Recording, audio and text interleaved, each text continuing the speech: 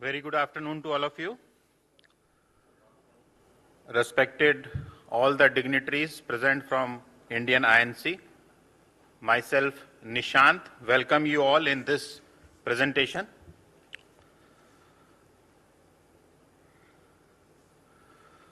This would be the structure of my presentation. Our group is Aditya Birla Group. This is 35 billion US dollar MNC, over 120 state-of-art manufacturing units all over the world.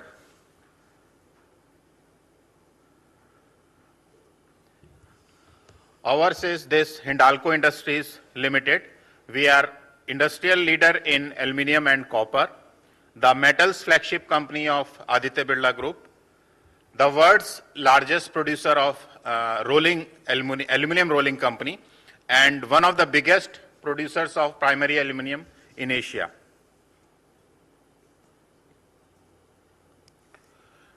This is a brief about our unit, that is Renusagar Power Division, which is situated in UP, and it is 35 kilometers distant from the place, that is Renukut, which is the integrated plant of aluminium is situated.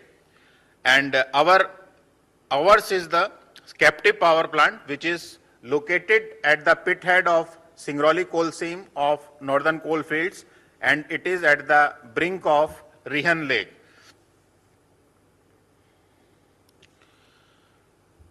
This is just some salient features. Ours is the first captive power plant as far as aluminium industries is concerned.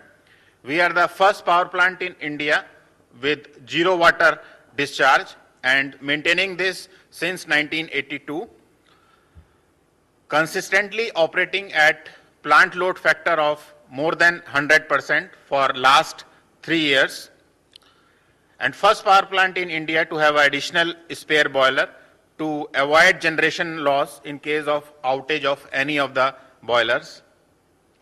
And it is also a first private sector power training center which is certified by Central Electricity Authority, Ministry of Power in a A grade.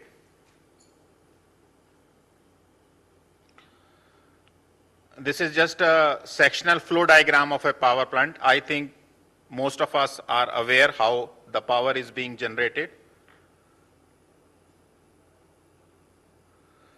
Now we are coming to the zero water discharge concept. This is just our policies and the ISO 14001 certification.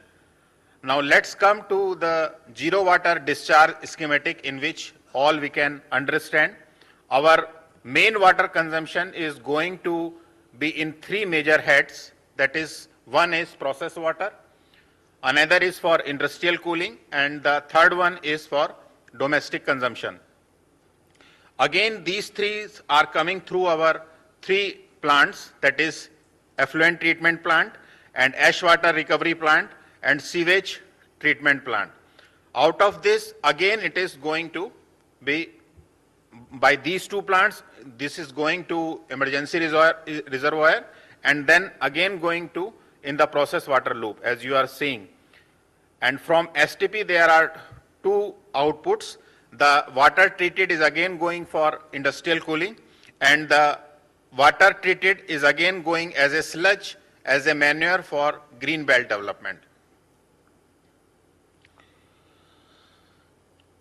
These are just the capacities of our 3 plants.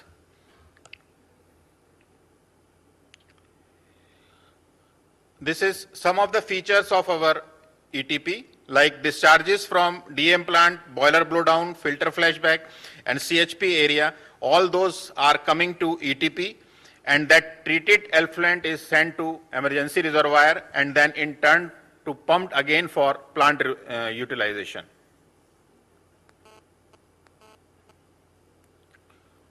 This is the schematic diagram for effluent treatment plant.